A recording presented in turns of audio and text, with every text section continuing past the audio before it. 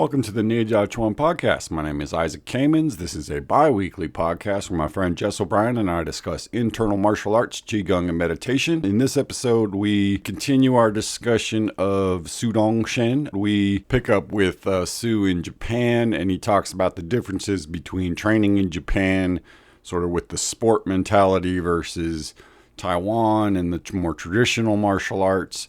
We get into a little discussion about sports versus fighting, as well as sort of what's useful and what's not in traditional martial arts. And in our Patreon episode this week, we begin a series on Zhang Feng. We're going to look at a couple different articles about him from Taiwan Wulin. So this for the first one, which focuses on his life and his second wife, Zhu Baomei, who kind of took over the school after Zhang fell ill. So I hope you enjoy it. Check that out. Thanks for listening. Thanks for your support. Take care of yourselves and be well. Today we return to the discussion of Chinese martial arts master Sudong Chen from the Martial Cultivation Journal December 2023 special issue, published by Line of Intent Books. A very interesting and comprehensive look at Sudong Chen's experience and teachings, and mostly about his own masters and his learning years in Taiwan and Japan, and then traveling all over the world, pursuing martial arts. And he's a really interesting character in the world of Kung Fu because of his open-mindedness and a progressive mentality of trying to always drill everything down to its essence and make it not necessarily following tradition, but finding the very best materials and blending it together to make the most efficient and evolving from what you get to make it better and to suit you better, and in that way make it your own, is part of his philosophy. And so him coming from the school of Tang Shu Dao is what brought us here, because we've been talking a lot about the martial arts of Taiwan and the Tang Shu Dao school as a young man, which is a pretty major accomplishment in a country like Japan, which is very heavily into martial arts and very, shall we say, interested in how good you are. So there's no question people were challenging him and really putting pressure on him if you try to open a school in Japan as a foreigner. So that's a pretty huge accomplishment, and definitely one that must have come with all kinds of twists and turns. And then he mentions working on a part of a right-wing organization as captain of the security force, being a mercenary and bodyguard. He doesn't tell any more stories about that, but I can only imagine that's where some of his rumored street fighting experience must have taken place. But That sounds intense. right? I mean, this guy pretty was young living. at that. I mean, this is all before he's like 25, dude. Yeah. So I guess so much is left to the imagination. I'm sure in person he'd be happy to regale you with tales of his adventures at that age, but we'll just leave that aside.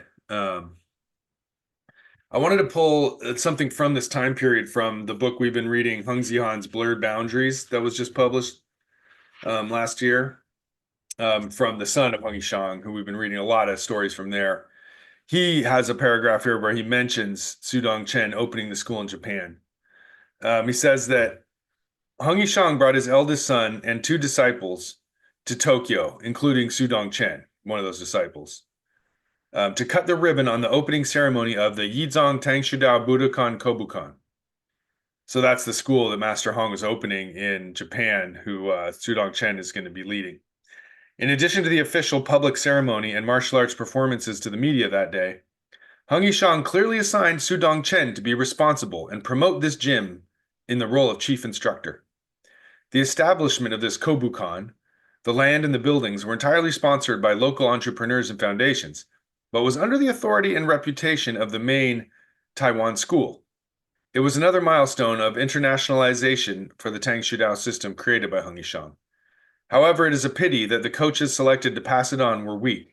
Language barriers could not be overcome, and the succession lacked vitality. A true pity. So I think my interpretation here is he's saying that the school never really flourished, and they trained instructors, but it never really grew beyond the school while Sudong Chen was running it. Yeah, that's what it sounds like. Running a school is difficult, and there's more to it than just being Right. able to kick people's asses. It's like you actually have to know how to run a business, and have like a, there's a lot. Yeah, so it's more complicated than I think people think it is. And Right. I mean, it's kind of a great honor for your teacher to set you up with a school in a foreign country, but making that last long term, I mean, it seems like he pulled it off for about 4 years, it sounds like. So that in itself is a pretty massive accomplishment to keep especially the if doors there's open. a, especially if there's a, um, like a expectation that you're turning out other instructors or something, like Right. that's hard to do in that short amount of time. Yeah. I mean, it makes the point that you have to be good at martial arts, you have to be a good businessman, and you also have to have good relationships with people and be like an exciting person that people want to be around. Like you got to have at least two of those three if you're going to open a commercial school and run it, And if you're kind of bristly and you don't want to teach children or whatever, okay, well then you better be really good and be a good businessman. But if you're not that great of a fighter, then you better be a good, friendly person and a good businessman. You know what I mean? Like you got to have at least a couple of those different skills to make it happen for long. And even then, you have to have pretty good luck And because I it was just just gonna say, takes anything going. a big part of it's luck. Being in the right place at the right time is a huge part of whether or not it's going to succeed. I mean, that's to say, location, location, location, right? I mean, you got to be in the Mm, right place because you got to be easily accessible. You got to be hmm appealing. This is the marketing side of it. And again, that's Totally. why I think one of the reasons probably why it didn't work was Hung Yishang school had sort of a Japanese martial art aesthetic, Hmm. which was not unique in Taiwan, but stood out, I think. Where in Japan, if you're trying to teach anything really, but especially trying to teach something Chinese that looks, it's sort of packaged in a Japanese way. I Hmm. don't know how well that would go over with Right. It's hard to say. kids. That might you might not stand out very much if you. So he says next he went to Tokyo. I was determined not to get involved in the hierarchical, laminated structure of oppressive and selfish faction schools and organizations. Fighting and combat rely on my own abilities. I believe that these faction styles of martial arts were just exploiting and deceiving others. They just relied on their old grandmaster, teacher, and school reputation. Depending on the style of martial arts passed down, is just relying on others. It's deceiving others and yourself. And this is a big part of his philosophy of leaving behind the oppressive and rigid school traditions and really just digging into what works for fighting and combat based on each individual's abilities and preferences. And so, I'm sure this has been a problem in martial arts for 1,000 years of relying on the reputation. If your grandmaster kicked a bunch of ass, then you could always just ride on that as part of your school's reputation and sort of try to get away with that. But I think you found in Japan that people were willing to test that and wouldn't rely just on face and reputation alone. I think for him it was trying to get away from the um, commercialization, if you will, of martial arts in Taiwan and going to Japan and basically finding out that they were doing the same shit, and um, yeah, so that kind of thing pushed him to just keep looking other places too, and just keep exploring, which is, that's how you grow, I think. It's Right? not just get stuck in one thing. Right. Okay, so the next action that takes place is there's a commemoration at the 25th anniversary commemoration of the Okinawan Goju-Ryu karate school. One of the masters performed and got into a dispute due to a question from Master Hung Shang. So it sounded like the Japanese and Chinese martial arts had a clash of like, hey, we don't do it that way. Well, why not? And so Master Hong directed Sudong Chen to do freestyle sparring on the spot against these guys. So Sudong Chen had to engage in free sparring with the fifth degree black belt instructors. But luckily, he won 2 matches in a row, pacifying the teacher's dispute. However, in front of more than 150 black belt instructors from around the world, the fifth degree black belt instructors from the headquarters were defeated by a 25-year-old martial artist. Sudong said, I thought to myself, this is not good, as one by one they would be beaten up or injured. However, Japanese martial arts have the concept of Budo moral virtue, being willing to accept defeat and not clinging stubbornly like Chinese martial arts, which can't afford to lose and still continue fighting. So my interpretation of this is that he had to fight these guys on stage, spur the moment at this event, and put on the spot at 25 years old, fighting these big, strong masters of fifth degree black belts in karate, which is no joke.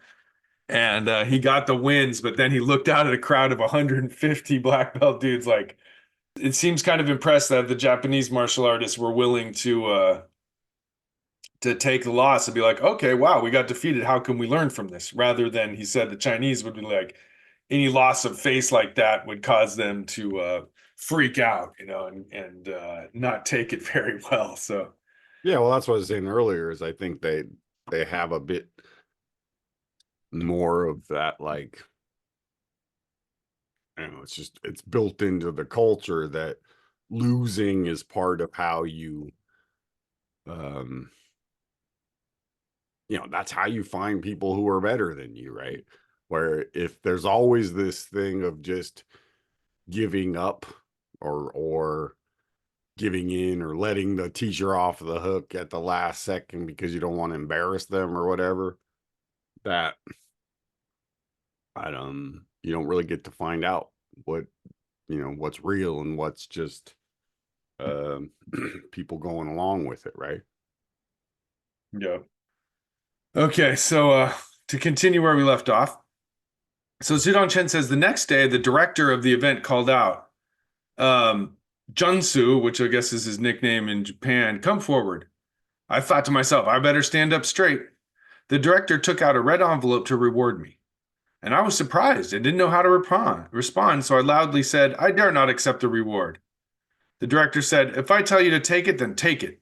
So I went forward to receive the red envelope. He then said, Junsu, do you know why I want to reward you? I replied, I'm not sure. Please enlighten me, teacher. Everyone, I am not rewarding Junsu for how well or how poorly he fought. Victory and defeat are common in warfare. I am rewarding him for his attitude, for protecting his teacher. Junsu, how old are you? 25 years old. 25 years old? Isn't it scary to fight in front of so many people? Yes, it is scary. This statement caused laughter, and the director also smiled and said, you're quite honest. Even if you're scared, you still have to fight. All right, return to the team. Sudong Chen said, the battle had allowed me to personally experience the moral character of Japanese martial arts. I received a reward of 60,000 yen in a red envelope. It's truly incredible. Such a thing would never happen in Taiwan or China. There, they talk about warriors' ethics all the time, but there's no spirit of sports in their words. They can't afford to lose face. They're a gang of liars. Of course, this is not about the quality of martial arts or martial ethics, but the problem of individual character. A true gentleman has principles when it comes to acquiring wealth. So yeah, this one's interesting. And Make again, that money. yeah, I mean, when it came to the cash, he was blown away that the Japanese respected him for beating them on stage in front of everybody and embarrassing them, but yet they appreciated that this young guy showed them something and gave him a great reward. And he's just like, damn, Chinese martial arts sucks. They would never do this. If you beat somebody then in Chinese Kung Fu, they'd never like reward you and applaud you like that. They'd be like, kick his hat or like gang up on you and beat you up or something. That's why I think, again, Japan had more of the like sport Yeah, he calls it martial sports art. mentality. Yeah. I think that's why, for example, jujitsu, right, has always had, not always, but for the last 70 years or so, has moved towards the idea of being a sport, Yeah. right?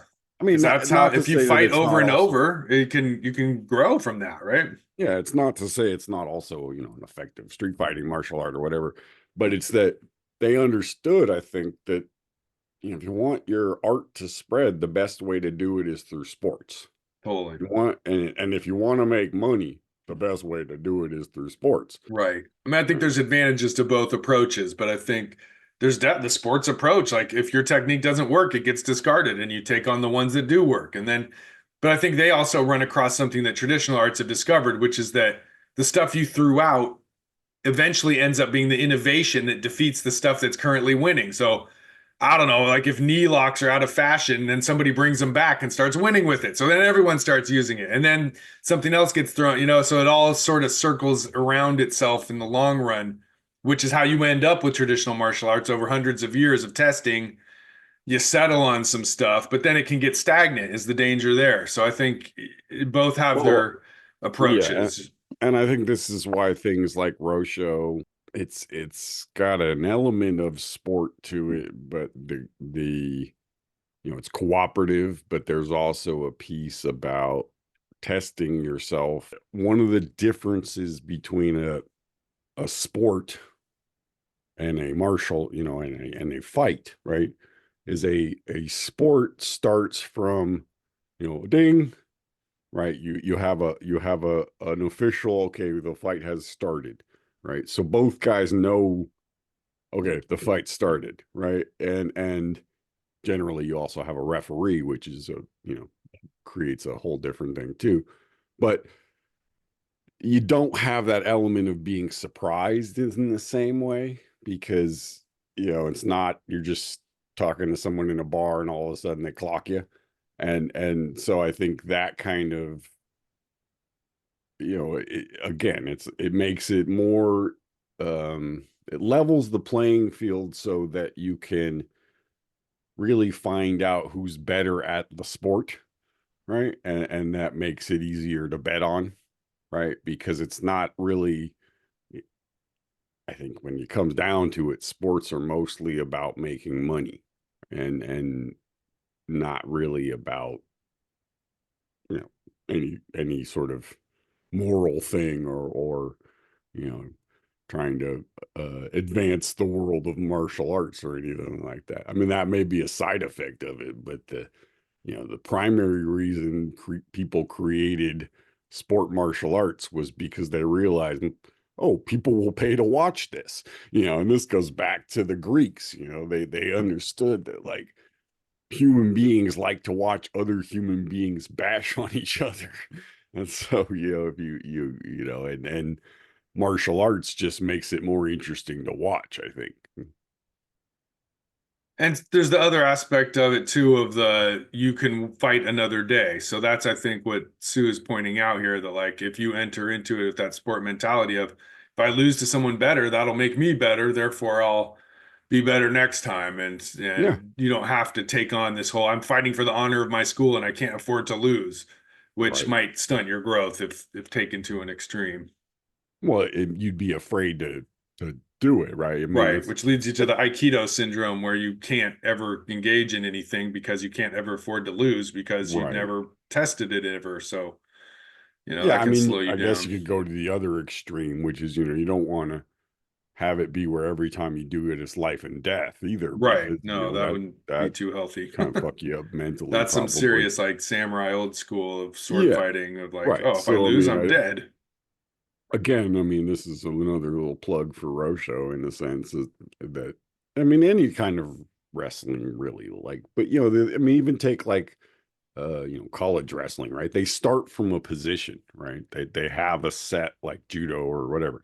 You both guys agree, like, okay, this is where we're going to start. And Rosho has that, and Push Hands has that, and I think what that allows you to do again is just kind of make it about the technique of the art, not necessarily just who can win. And because fighting's just about winning. It's not about learning something, or I mean, you might learn something along the way, but in a true, like, you just walking down the street and somebody runs up and clocks you, you're not thinking about, oh, I have to defend the honor of my school. You're thinking about, I have to survive this. And it's like, so I don't know. I mean, I think it's, again, his thing about being able to step outside of that um traditional mentality. Yeah. So he says that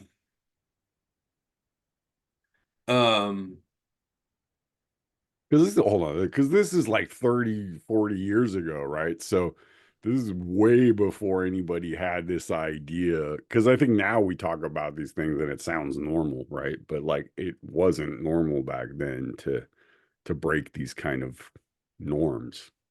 So that was just a big deal. so the story ends when my prize money of 60,000 yen was naturally taken by my teacher, juxtaposing the director, Mr. Miyazato's spirit of seeking practical martial arts with the contrast with my Taiwanese teacher's materialistic behavior. My teacher abandoned the essence of the martial art, while the Japan dojo had valued nurturing talent and sharing knowledge over material wealth. Ouch. I am grateful to the director of the institute for teaching me about the role of the teacher, and I cherish his teachings. So damn, he slams Hung Yishang for taking his money out of his hand. So I can just picture the guy handing the red envelope to Sudong Chen, and then Hung Yishang like plucking it out of his hand and said, "Up, oh, that's the master's There it money." is. Another martial art relationship ruined by by monetary Right? greed. Yeah. And I mean, and Sudong Chen blames that on Taiwan, Chinese martial culture for being Right. materialistic like that. General And or whatever, yeah. I'm sure it goes on both sides. I'm sure there's people who will critique Japanese martial arts too, but I think he did, Sue experienced something different here, and it was a real eye opener of like, wow, these Japanese guys really want good martial arts no matter what it takes. And he got a very bad taste in his mouth for the master disciple, you give me your money relationship that he experienced in Taiwan. Yeah, I mean, I think being so young, Yeah, he probably just yeah, that must he have probably cut. got burned a whole bunch of times. Right. It was just like, oh, and then I You think get it hazed sounds pretty hard when you're yeah, and young. it sounds like the Japanese guy was kinder to him, at least on that level, and Right. that left an impression of like, hey, maybe there's another way to do this. Because I mean, Yeah. he'd been doing, he'd been in that world since he was like 14 or 15, right? I mean, so that's your formative years in a sense, Yeah. right? And if you're from 15 to 25, like totally immersed in something like that, I can kind of again create sort of a Yeah. sheltered bubble. Yeah, and I remember when we were reading about Master Hong's dojo back in Taiwan, where there's 300 guys training there, big, big, strong foreigner GIs, mean ass Chinese martial artists who've been training their whole lives. And here comes Sudong Chen, who's like 5 foot something, as a young teen comes in here, and they're just kicking his ass and cruelly beating him up until he got good enough to start kicking their ass. So like it's just rife with opportunities to leave a bad feeling from that experience. And then he leaves his hometown and goes to this new place where they're treating him with all kinds of respect and give him a bunch of money for winning. He's like, damn, I could go with for this. This is a lot Right. better. Like, and then to top it off, his teacher just takes the money right out of his hand. He's like, fuck this, man. Yeah, well, that last part would probably cement a pretty bad feeling, Right. just toward That would leave personally, a nothing else. yeah, I can only imagine that they didn't get along great after that.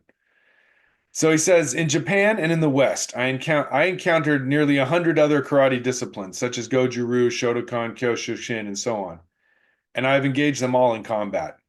It is a personal research journey, not to be compared to those Chinese who always state how great and invincible Chinese martial arts are. For them, Chinese martial arts is just masters of the past, like Huo Yuanjia, Wang Feihong, Ip Man, etc.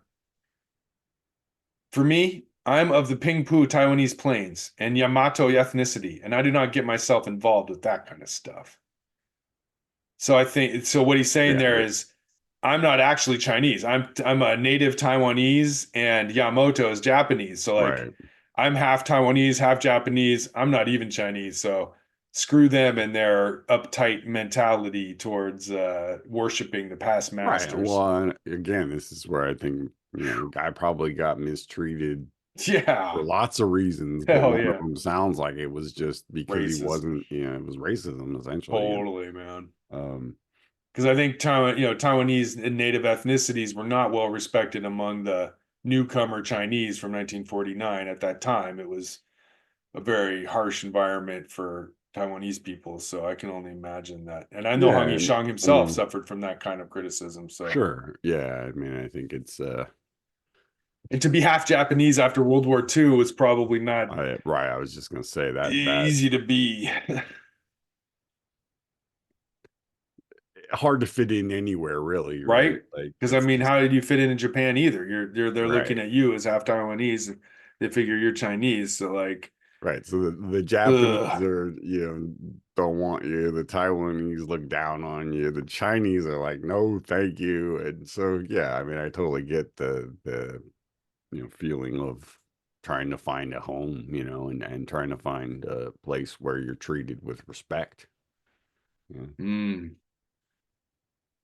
Because that's all anybody really wants, right? I mean, in any field is just to be, valued and, whatever for your worth and not seen as an interloper, right? Or whatever, that sort of thing of like acceptance into a group is mostly, why people get into doing a certain thing is they see something in the people that do it and they want to be part of that, and um again, I mean, I think there is a piece of it. I mean, I know, for me personally, like I started when I was 17 and I had all kinds of, weird fantasies about what martial arts were. And I definitely bought into the, Chinese martial arts are the best martial arts. But I think you have to do that. I think whatever martial art you do, when you start, you have yeah, to say to yourself, okay, this is the best one because right. you need to motivate yourself, right? This is Hmm. where that,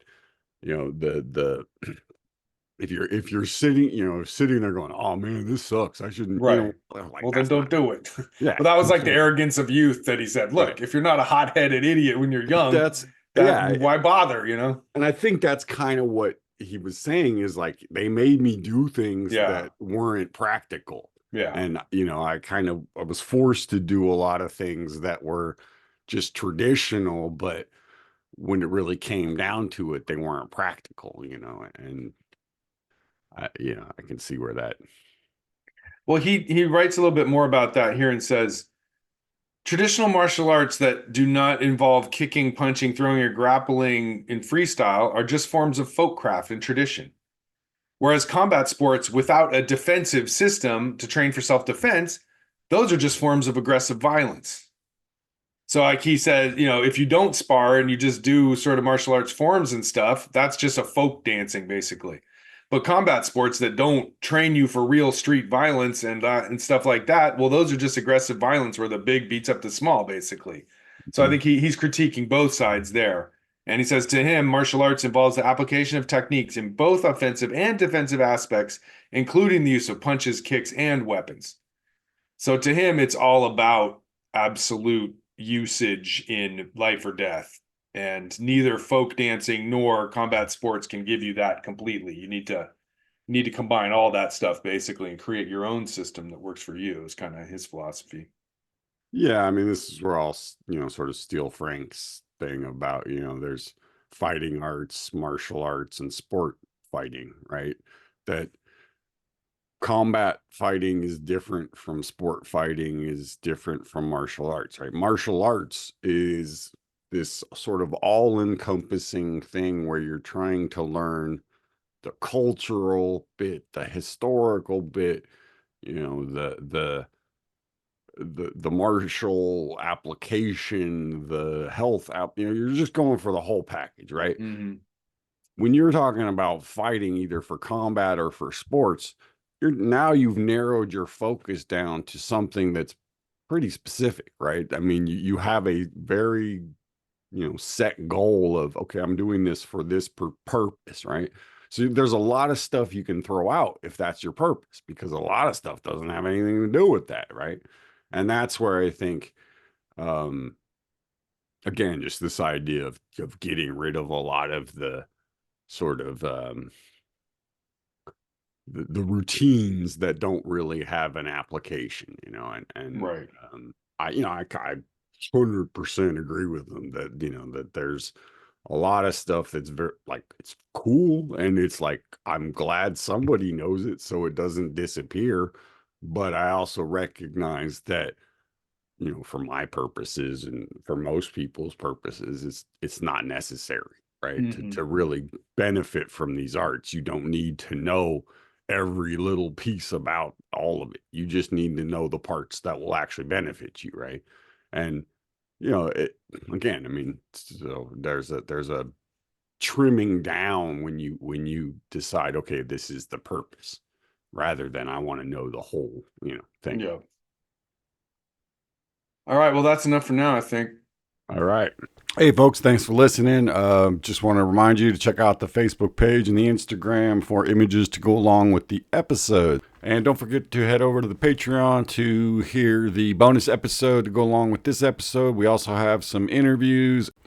Coming up, Jess is going to be doing a review or a recap of his trip to China, both to Beijing and to Wudong Mountains. So you might want to join and you can check that out.